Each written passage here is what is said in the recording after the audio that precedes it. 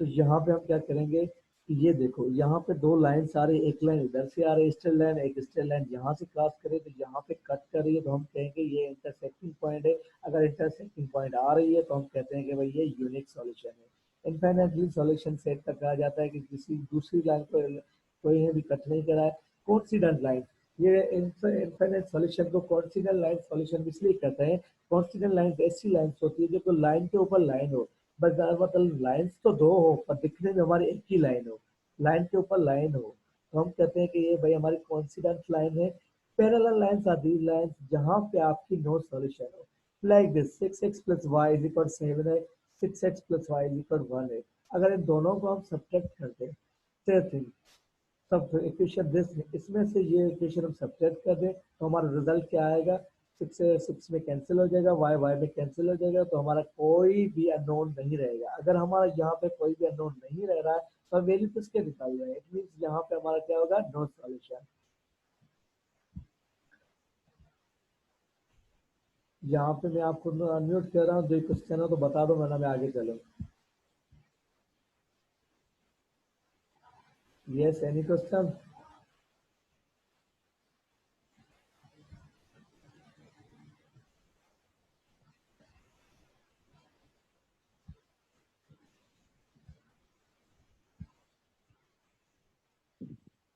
Any question? यहाँ पे अगर तो क्वेश्चन है तो बता दो वरना मैं आगे चलूँ। हाँ sir, no solution parallel lines है, इसमें कुछ थोड़ा समझ नहीं आया अभी। हाँ, नो सॉल्यूशन और पैरेलल लाइन, यहाँ पे देखो ना इंटरसेक्टिंग लाइन है, यूनिक सॉल्यूशन की इंटरसेक्टिंग लाइन बनती है, और कॉन्स्टेंट लाइन जो है ना इनफाइनाइट सॉल्यूशन में बनती है, और यहाँ पे पैरेलल लाइन ऐसी लाइन है जहाँ पे जो डिस्टेंस है ना वो सेम हो, तो हम कहते हैं कि भाई यहाँ पे पैरेलल लाइन है। और यहाँ पे देखो कॉन्सिडेंट लाइन ऐसी लाइन को कहा जाता है जो लाइन के ऊपर लाइन हो, लाइन के ऊपर लाइन होती है, तो हम कहते हैं इट मीन्स हमारी लाइन्स तो दो हो पर दिखने में एक का है, हम कहते हैं कि ये कोइंसिडेंट लाइन से, और वहाँ पे इनफाइनाइट सॉल्यूशंस होते हैं, सॉल्यूशंस बढ़ते जाते हैं। यहाँ पे यूनिक सॉल्यूशन, यूनिक तो क्लियर है ना, यहाँ पे जो इंटरसेक्टिंग चाहिए दो यस लाइन सर। से, यूनिक क्लियर है। Yes sir. यहाँ भी ये भी क्लियर हो गया अभी, जी सर। और नो सॉल्यूशन क्लियर। जी सर, इसमें थोड़ी कंफ्यूजन अभी भी आ रही है। कंफ्यूजन इसलिए आ रही है तो ये देखो, ये लाइंस को छोड़ के आप एक ऐसे यहाँ पे आ जाए थोड़ी देर इक्वेशंस पे, देखो यहाँ पे हम क्या करते हैं, अगर दो इक्वेशंस होती है साइमल्टेनियसली तो हम क्या करते हैं उसमें से वैल्यूज निकालते हैं। अगर उसमें से वैल्यूज निकालते हैं तो अगर कोई ऐसा ऑपरेशन हो कोई भी करे, अगर दोनों को ऐड करेंगे तो यहाँ पे कोई रिजल्ट नहीं आएगा, अगर दोनों को जी सब्ट्रैक्ट सर। कर दें तो 6 में कैंसिल हो जाएगा, जी सर।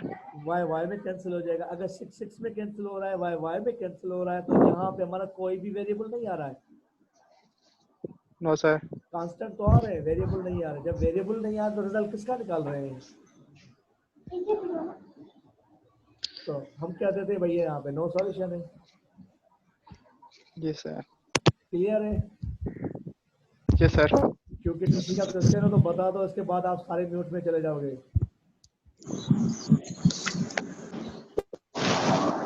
Yes, anyone? क्लियर है सर। क्लियर है, नेक्स्ट। ठीक है सर, क्लियर है, आगे चले।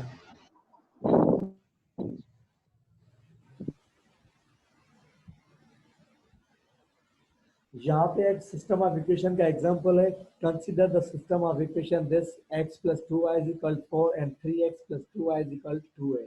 यहाँ इन दोनों को साइमल्टेनियसली सॉल्व करना है, it means by the elimination method किया है हमने।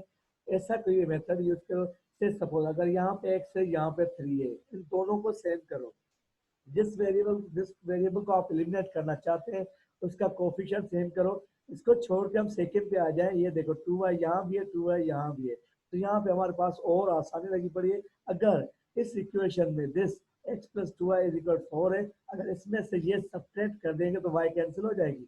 अगर y कैंसिल हो जाएगी तो बाकी हमारे पास क्या रह जाएगा, 2, 4 में से 2 काटेंगे बाकी 2 रह जाएगा, 2 पॉजिटिव होगा, और यहाँ पे 2 होगा माइनस का, माइनस 2x इज इक्वल 2। अगर माइनस 2x इज इक्वल 2 आ रहा है तो ये माइनस के 2 यहाँ वाले जो माइनस 2 बच रहे हैं अगर इधर चला जाएंगे तो 2/2 इट मीन्स 1, माइनस का 1 आएगा। अगर माइनस का 1 आ रहा है तो हम कहेंगे कि भैया यहाँ पे x की वैल्यू -1 आ गई, y की वैल्यू 5/2 आ गई।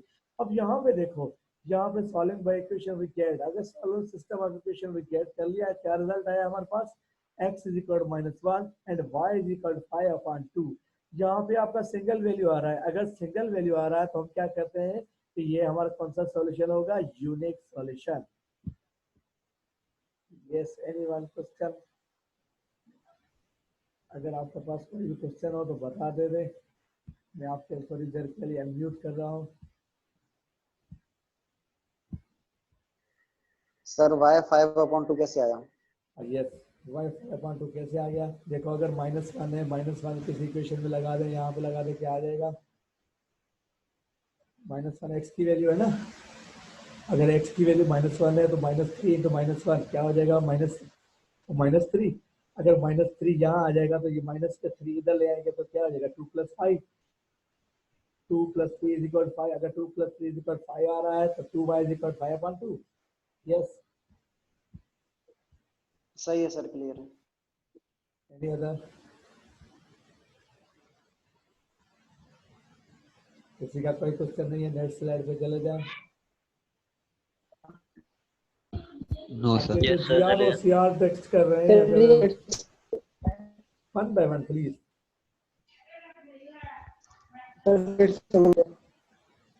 Which?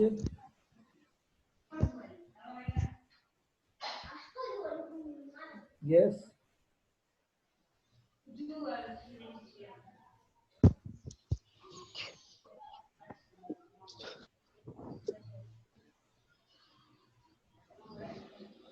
क्लियर है, आगे बढ़े? यस सर, आगे बढ़े, क्लियर है। Yes sir, yes. इस पे आपकी बात सुनाए रहे हैं, आपके पास फिर से आप चले जाएंगे।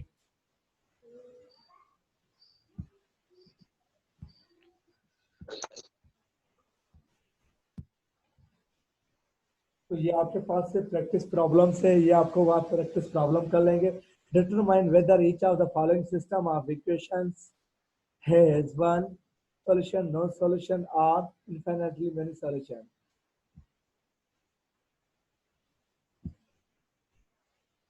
ये जो सारे प्रॉब्लम से आप कोशिश करके देख ले, आप खुद कर लेंगे। मेरे ख्याल से जो पहला आपका प्रॉब्लम है, ये आपका ये नो सॉल्यूशन है, क्योंकि अगर यहाँ इस इक्वेशन को इससे 4 से मल्टीप्लाई कर दे तो ये हो जाएगा 28, ये हो जाएगा 4, और दोनों के बीच में जो साइन चेंज सेम है, अगर दोनों की साइन आर सेम, अगर दोनों की साइन सेम है तो हम क्या करेंगे, इन दोनों को सब्ट्रैक्ट करके, जैसे हमारा पहला एग्जांपल था वैसे ही ये दोनों हो जाएंगे 0। अगर ये दोनों 0 हो गए, 7x भी 0 हो गया, 28 से 0 हो जाएंगे, ये दोनों 0 हो रहे हैं, तो हमारे पास कोई भी वेरिएबल नहीं रह रहा है, तो हम कहेंगे कि भाई यहाँ पे जो है कि हमारे पास ये नो सॉल्यूशन है। ये तो आपकी एक्सरसाइज है। ये आपका है Gauss elimination method. Gauss elimination method का यहाँ पर थोड़ा सा इंट्रोडक्शन लगा दिया मैंने। Gauss elimination method is one of the several methods employed to solve a system of linear equation in n variables. The name Gauss was given it after its inventor, the famous German mathematician Carl Friedrich Gauss। 1777 और 1855 तक इसका दौर रहा है। यहाँ पे देखो, let us consider the linear system in the matrix form. It can be expressed as Ax is equal to B, where A is the matrix of coefficient matrix of the order m into n, and x and b are the column vectors of order n into n1 and m into 1। यहाँ पे देखो, जो भी आपका m matrix होगा, यहाँ पे m matrix होगा, जो भी आपके पास इक्वेशंस होंगी उसका आर्ग्यूमेंटेड मैट्रिक्स बनाओगे, उसके कोफिशिएंट का मैट्रिक्स बनाओगे, और ये आपका जो है वेक्टर्स बनेगा। It means x y z को जो भी वेरिएबल होगा, अगर x1 है, y1 x1 y2 x3 और y1 y2 y3 एनी जो भी आपका वेरिएबल होगा वो आपका वर्टिकल कॉलम के जरिए यहाँ पे लगा देंगे। और ये b, ऐसी जो भी इक्वेशंस होती है जिसमें कोई भी कांस्टेंट ना, सॉरी कोई भी वेरिएबल ना हो और वो खाली सिंगल नंबर हो, तो वो हमारा कांस्टेंट है, वो b के वैल्यूज होंगे, वो भी आपका सिंगल कॉलम बनेगा और ये भी आपका सिंगल कॉलम बनेगा। और ये आर्ग्यूमेंटेड मैट्रिक्स ना आर्ग्यूमेंट चेंज हो सकता है, कुछ भी हो सकता है, जो भी आपके कोएफिशिएंट्स होंगे उसके हिसाब से आएगा। The following 4 steps are applied to solve a system of using Gauss elimination method। यहाँ पे 4 है उसके। Change the system of linear equation। अगर यहाँ से सबसे पहले इस पे आ जाए, यहाँ पे अगर कोई क्वेश्चन है आपका तो बता दें।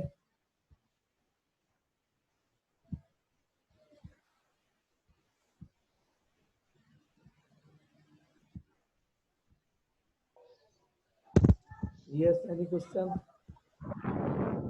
सर इसको शॉर्ट टर्म में समझा दें। ये शॉर्ट टर्म में देखिए यहाँ पे है ए एक्स इज इक्वल बी है, और यहाँ पे आपका जो ए है ना, ए आपकी जो भी इक्वेशंस होगी लाइक दिस, यहाँ पे लास्ट स्लाइड में थे ना यहाँ पे इक्वेशंस, ये जो आपके ना ए की वैल्यूज है, कोफिशिएंट जो भी होंगे, ये एक्स की वैल्यू होगी, इट मींस आपका आर्गुमेंटेड मैट्रिक्स बनेगा। और ये एक्स जो है ना, एक्स आपका वेक्टर्स होगा, जो भी उसमें वेरिएबल्स इन्वॉल्व होते हैं, एक्स वाई जेड है, मल्टी वेरिएबल है वो अलग है, तो उसका कॉलम बना लोगे, x1 y1 है, x2 वो x2 x3 है, तो यहाँ पे आप लगा देंगे, और उसमें ऐसी कोई इक्वेशन होगी लाइक सेम। यहाँ पे ये देखो, ये जो वैल्यू है इसके साथ कोई भी वेरिएबल नहीं है, अगर जिसके साथ कोई भी वेरिएबल नहीं होगा तो वो आपकी वैल्यू होंगे कांस्टेंट, इट मींस बी के वैल्यू, और इसका भी कॉलम बनेगा, सिर्फ ओनली अ सिंगल कॉलम, या इसका भी सिंगल कॉलम होगा। यहाँ पे देखो से सपोज x 7 x है, तो इसका मैट्रिक्स क्या होगा, 7 1 28 एंड 4 आर्गुमेंटेड मैट्रिक्स, और उसका जो x मैट्रिक्स होगा वो x एंड y, या x और y कॉलम बाय कॉलम, और ये 13 एंड -12 है, this are the b value of b। Yes Arisha?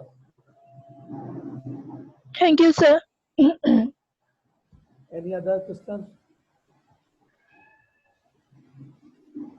Sameer Maaz? Clear है सर, क्लियर। क्लियर है? Babar, Adnan? Yes sir clear है जाने के लिए।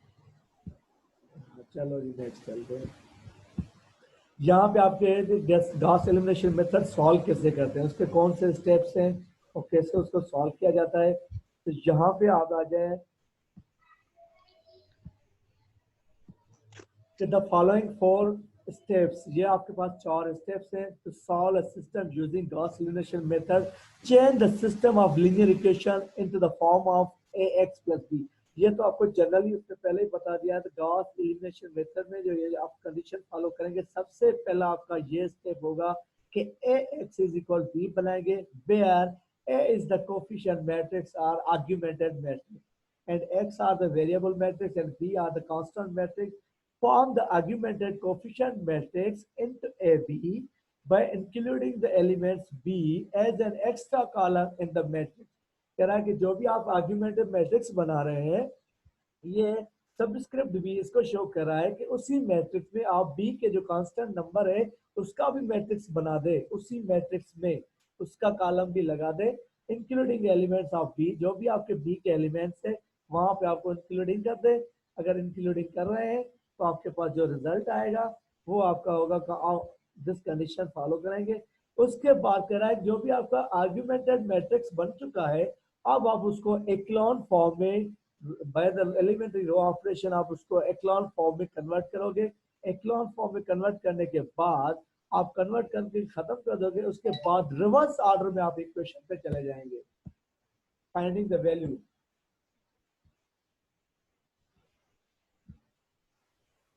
Yes, any question?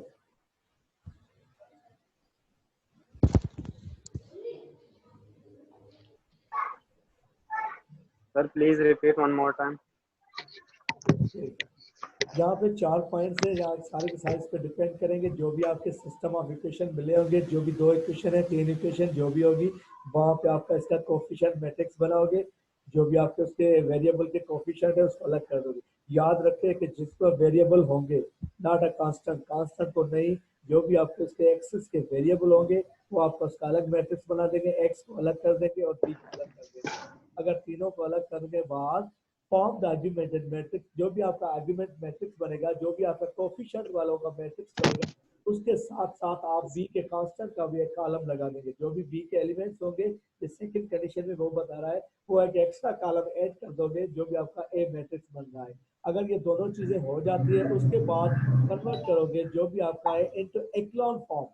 आपने एक्लॉन फॉर्म पढ़ा हुआ है पहले, एक्लॉन फॉर्म में आप उसको कन्वर्ट करोगे by the using elementary row operation के जरिए। आखिर में आपके पास है, अगर वो एक्लॉन फॉर्म में कन्वर्ट हो जाता है आपका मैट्रिक्स कंप्लीटली इक्लॉन फॉर्म में आ गया है। तो उसके बाद आप क्या करेंगे, आप चले जाएंगे रिवर्स प्रोडक्ट में। आप उसके जो भी एक्स मैट्रिक्स है ना, ये वाला एक्स मैट्रिक्स, अब निकालना शुरू कर देंगे। जो भी उसके पास होगा दोनों कॉलम को कंपेयर कर दोगे और दोनों में से एक्सिस को कंपेयर करके इसकी वैल्यू निकालोगे। यस सर कोई एग्जांपल करा देना एक बार। हाँ, एग्जांपल तो होगा आगे, यहाँ आगे थोड़ी डेफिनेशन क्लियर है इसके प्रोसेस, तो आगे एग्जांपल है। चलो देखो, एक्लॉन फॉर्म में आपकी कंडीशन क्या है। एक्लॉन फॉर्म पढ़ा हुआ है आप लोगों ने कि एक्लॉन फॉर्म में आपकी जो लीडिंग एंट्री है, लीडिंग एंट्री उसे कहा जाता है वो जो नॉन जीरो वैल्यू हो, नॉन जीरो रो हो। जो भी नॉन जीरो रो की पहली वैल्यूज होगी वो आपका नॉन जीरो एलिमेंट होगा। जो आर पाइवेट एलिमेंट, उसे हम पाइवेट एलिमेंट भी कहते हैं। तो हम आपको कहेंगे कि भाई ये जो है ना इसका एक्लॉन फॉर्म में आ रहा है। ये देखें, ये इसके रिमार्क्स है, इसकी कुछ प्रॉपर्टीज है। System ax is equal b is called over determined। हम कहेंगे कि ax is b over determined है, ये नहीं हल हो सकता, ये नहीं हो सकता, क्योंकि if then unknowns m is greater than n, it means आपके जो रोज है ना, आपके अननोन से वो ज्यादा हो आपके कांस्टेंट से, मतलब order, it means order same ना हो, तो हम कहेंगे भाई ये पॉसिबल नहीं हो सकता, हम ओवर डिटरमाइंड है। और यहाँ पे देखो second condition m is equal n लगा हुआ है। m इज इक्वल n, जितने आपके रोज हैं, जितने आपके कांस्टेंट है, जितने आपके रिजल्ट्स आ रहे हैं, उसके उतने ही आपके अननोन्स भी है। तो हम कहेंगे भाई ये तो इजीली है ना, इसको तो हम फेवरेबल कहेंगे, इट्स ए गुड चांस। तो हम कहेंगे कि बेस्ट है हमारे लिए इक्वेशन को सॉल्व करने के लिए। पर यहाँ पे कह रहा है अगर रोज कम हो और आपके वेरिएबल्स ज्यादा आ जाए, आपके कांस्टेंट रिजल्ट्स ज्यादा आ जाए, इट मींस आपके पास x और y है और हमारा कांस्टेंट नंबर 3 है, 1 2 3 5 6 7 एनी, तो हम किसको वैल्यूज कौन सी असाइन करेंगे? इट मींस कांस्टेंट आपका रह जाएगा कोई ना कोई। तो हम कहेंगे कि भाई ये जो है ना हमारा, ये अनडिटरमाइंड है, ये होने के काबिल ही नहीं है। ये आपका एग्जांपल है। Come to the example. अब आप थोड़ी देर के लिए सारे साइलेंट हो जाएंगे।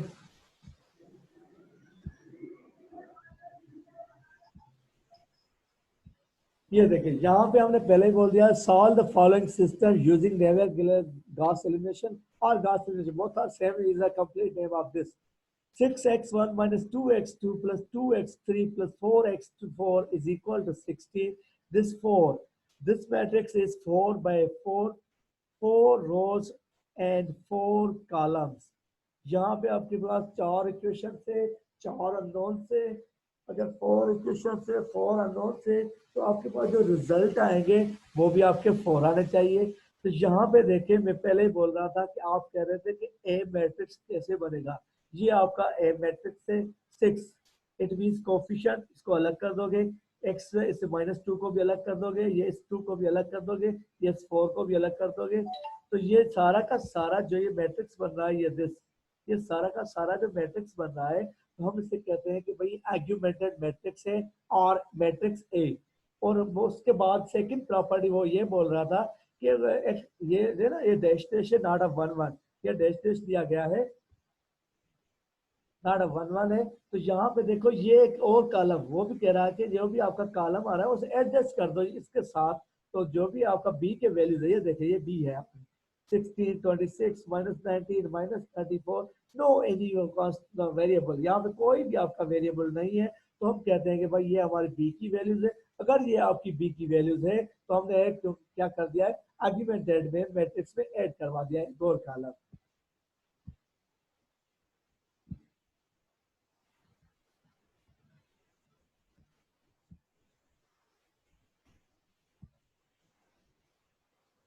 Yes, any question? कुछ समझ नहीं आया।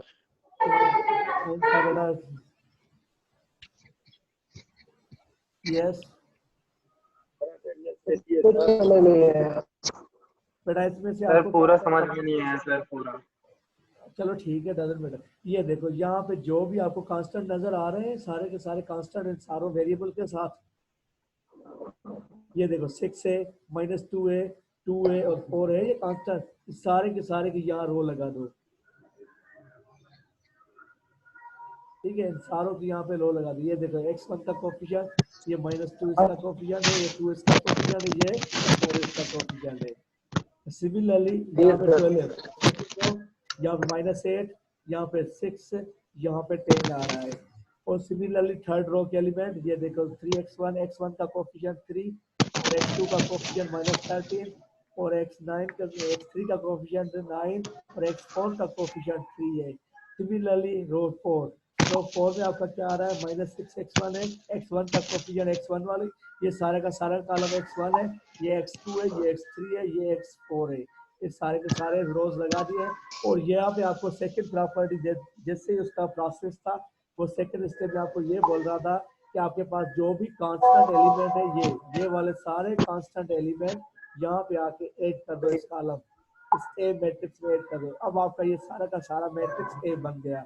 अगर ये सारा का सारा मैट्रिक्स ए तो यहाँ पे क्लियर है? क्लियर है सर। तो अब आपको आगे करना क्या है? अटेंडेंस रहती है सर, अटेंडेंस। यस, सही सर, क्लियर है। उबैद आपकी आवाज कट रही है। सर आपकी आवाज भी कट रही है सर, बीच बीच में। सर कह रहा है अटेंडेंस रहती है अभी तक। अदनान आप क्लियर हो? समझ नहीं आ रहा है सर। ये कौन से वाला बेटा बता देना। सर आवाज ही ठीक से नहीं आ रही, सब्जी वाले की आवाज आ रही है। सर कट रही है, बीच बीच में आवाज कट रही है थोड़ा। यहाँ तक आप लोगों की आवाज क्लियर आ रही है, आपके पास क्यों कट रही है? बहुत हो रही है सर, बैकग्राउंड में आवाज। सर गलत काम शोर हो रहा है सर, सब्जी वाले की आवाज आ रही है सर। सर पीछे आलू वाला छोला वाले की आवाज आ रही है। बेटा वो तो आलू जो चले सर बंद पीछे करो आप नाथ लोग। पानी हो रही है, पहले वो सुन लेते हैं सर। उससे छोटे छोटे आलू जो है ना, साइलेंट कर देना। यहाँ पे आपको करना क्या है, आपको सारा का सारा जो भी है, ये देखो x1 के वैल्यूज है, सारे के सारे x1 है। ये x1 है ना, यस सर। ये x1 है कि इसके सारा का सारा जो भी आपके कोफिशिएंट है वो उसका कॉलम बना दो। आ गया? सर सेकंड पे आ जाए, ये x2 है सारे। अगर ये सारे x2 है तो इसके कोफिशिएंट भी आगे ले आओ। वाह सही है सर। थर्ड आपके पास भी यही कॉलम है, इसके भी कोफिशिएंट लगा दो यहाँ पे। फोर्थ वाले के भी ऐसे कोफिशिएंट लगा दो। ये चारों जो कॉलम है और 4 रोज है, ये आपका मैट्रिक्स ए है। Okay sir. अगर ये मैट्रिक्स ए है तो उसके पास उसकी सेकंड प्रॉपर्टी थी कि इसके साथ कांस्टेंट नंबर, ये देखो यहाँ पे कोई भी वेरिएबल नहीं है। अगर इन सारों में से कोई भी वेरिएबल नहीं है कि सारा का सारा कॉलम इस मैट्रिक्स ए में ऐड कर दो। ऐड कर दिया। याद रखिए ये जो है ना लाइंस लगी हुई है 1 1 नहीं है, ये 10 डैशेस से लगाई गई है। ये शो कर रहा है कि ये जो मैट्रिक्स इस साइड से इधर वाला मैट्रिक्स ए है और ये जो आपके बी है। यहाँ तक क्लियर है? Yes sir. Yes sir. अगर यहाँ तक क्लियर अरे जो आपने बराबर में R2 - 2R1 वगैरह लिखा हुआ है, इसकी ये लॉजिक है। ये मास, ये जो ना ये आपका ऑपरेशन चलेंगे, आपको ये जो ना ये ऑपरेशन किया गया, ये वाला ऑपरेशन है नेक्स्ट स्लाइड पे, इसका रिजल्ट है। हम क्या कह रहे हैं कि R2 - 2R1, R2 जो है ना, R2 से सब्ट्रैक्ट करो -2R1, जो R1 है उसे 2 से मल्टीप्लाई करो, इससे R1 को 2 से मल्टीप्लाई करो और उसके बाद इसमें से सब्ट्रैक्ट करो, तो ये 0 हो जाएगा। Yes sir. अगर 2 R1 से मल्टीप्लाई करोगे तो 12 हो जाएगा। सही सही, रो ऑपरेशन चल रहा है ना, ठीक है। बिल्कुल रो ऑपरेशन चलेगा। और ये दोनों हमें 0 करने, तीनों सही सही। ये तीनों में 0 करना और यहाँ पे हमारा 1 एक्लॉन फॉर्म में लाना है ना। यस, ठीक एक्लॉन ठीक। Form, good. सही उसके बाद यहाँ पे हमारा 1 आ रहा है लीडिंग एंट्री, तो उसके नीचे वाला एंट्री 0 हो। उसके बाद ये नीचे एंट्री 0। हाँ याद रखना, अगर ऊपर कुछ भी हो, डायगोनल एलिमेंट जो नीचे आ रहे हैं वो 0 आने चाहिए, वो जो zero आपका लीडिंग एलिमेंट है उसके नीचे 0 आने चाहिए, ऊपर कुछ नहीं अबीर होगा। कहाँ घूम रहा है? ये क्या कर रहा है, कौन मार्क में कर रहा है? आगे आपको ये भी चला जाएगा आगे। तो भैया मसला क्या है? यस सुमैया,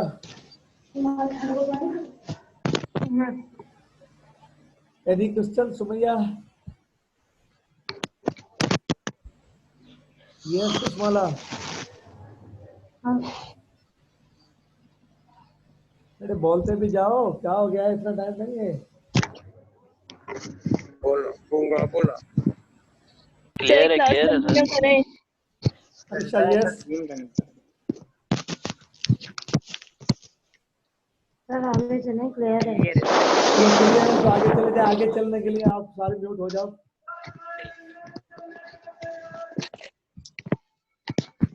आगे समझ सर, आगे बढ़े।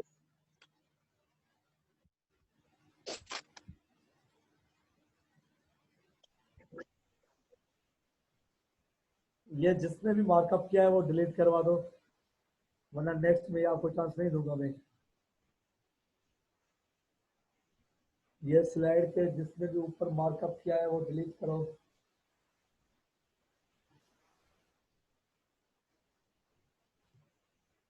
बेटा जो भी क्वेश्चन है आप वो मार्कअप लगा के उसके बाद डिलीट कर दिया करें।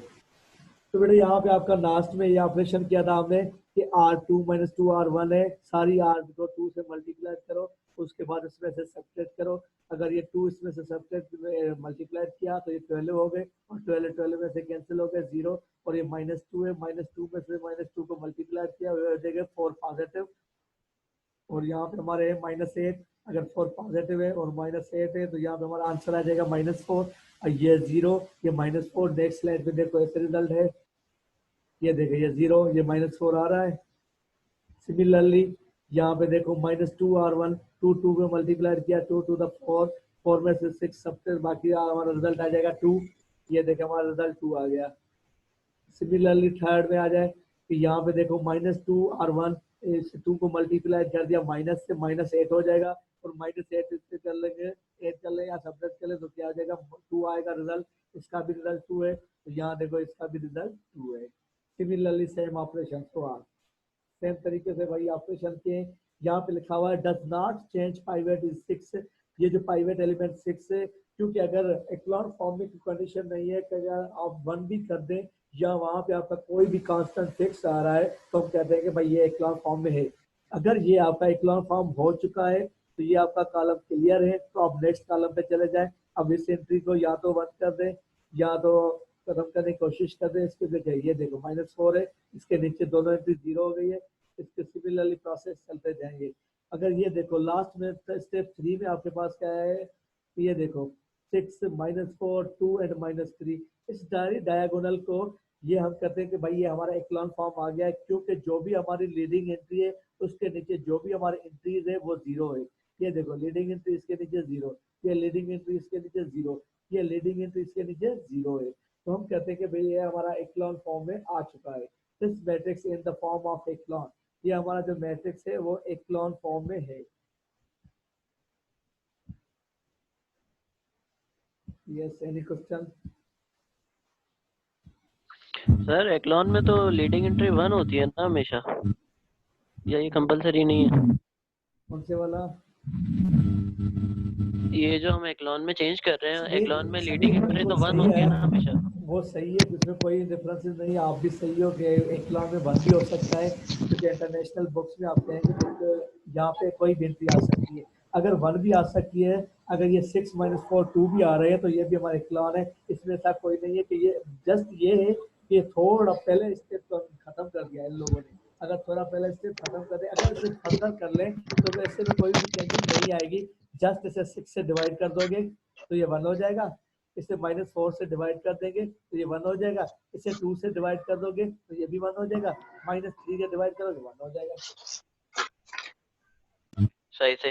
तो सर एक और चीज है कि इसमें कॉलम ऑपरेशन परफॉर्म नहीं हो सकते, ओनली रो होंगे। अच्छा जो भी आप ऑपरेशन कर सकते हैं कर ले, कोई मसला नहीं है। मेरे ख्याल से तो रो ऑपरेशन बेस्ट है। आपको ये है ना, ये देखिए ये है ना आपका लीडिंग एंट्री, इसके नीचे आपकी जीरो होने चाहिए। जो भी जिससे लीडिंग एंट्री है वो आप उसकी जो एंट्रीज है उसके बकाया उसके कॉलम में नीचे एंट्रीज हो वो जीरो हो और एक लॉन्ग। ठीक है, clear. Any other Harish?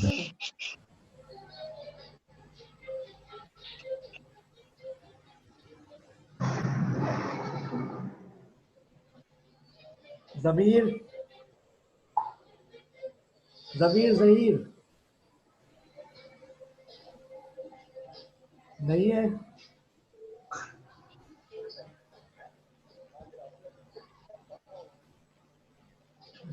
Zaheer नहीं है। सर जहीर को आवाज नहीं जा रही आपकी, मैसेज कर रहा है। कल तक तो जिंदा था। ज़हीर को यस सर सर। जहीर बैठा है। ज़हीर अगर आवाज़ नहीं आ रही तो मुझे व्हाट्सएप पे मैसेज कर दो, मुझे पता चले। क्योंकि जो भी आपके सीआर हैं वो अटेंडेंस वो खुद लगाएंगे, दोनों को सेपरेट करके। ऐसे कोई नहीं है कि मैं आपके स्क्रीनशॉट भी यहाँ से ले लूंगा, आपकी रिकॉर्डिंग भी है, मैं आपकी रिकॉर्डिंग भी आगे भेज दूंगा। सर इसलिए कोई भी अब्यूजिव वर्ड, कोई भी ऐसी अननोन चीज, कोई भी ऐसी थिंग्स ना बोलना, क्योंकि आपकी ये रिकॉर्डिंग होगी, ये आपकी यूनिवर्सिटी की तरफ चली जाएगी। Okay sir. सर एक क्वेश्चन है। यस सर हर क्वेश्चन में एक ही मेथड अप्लाई करने के R2 को मैनेज करवाना R3 से, मतलब कि जो उसकी कंडीशन होगी उसी के हिसाब से करेंगे। नहीं, जो ना गॉस एलिमिनेशन मेथड में आपको हमेशा इक्लॉन फॉर्म में आपको उसको कन्वर्ट करना है। तो सर इक्लॉन में और जो अभी गैस ये पढ़ा रहे हैं तो उनमें डिफरेंस क्या है? एक्लान जो है ना, एक्लान हमारी सपोर्ट करता है गॉस एलिमिनेशन को सॉल्व करने के लिए। आपने पहले एक्लान पढ़ा हुआ है, एक्लान में आपने जस्ट सॉल्व किया है, only problem को solve किया है। और यहाँ पे आपका सॉल्यूशन नहीं है, आपको जो है ना एक्सेस की वैल्यू फॉलो करनी है, सिस्टम ऑफ इक्वेशन है। वहाँ पे आपको कोई ना कोई मैट्रिक्स दिया गया, भाई इसको तो आप लोग सॉल्व कर दो, इसका रिजल्ट आ गया एक्लान। अगर से सपोज ये है ना हमारा ये एक्लान फॉर्म में आ गया तो हम कहते हैं यहाँ पे फाइनल हो गया, ये हमारा एक्लान हो गया, सब कंप्लीट हो गया। और जहाँ पे गॉस एलिमिनेशन में ये है कि इसे थोड़ा आगे चलाना है। ये देखिए ये स्लाइड, नेक्स्ट स्लाइड, यहाँ पे आपको ये जो x1 x2 x3 x4 है, ये आप सारों के जो नोन की वैल्यूज निकालनी है। पहले भी मैंने बोला था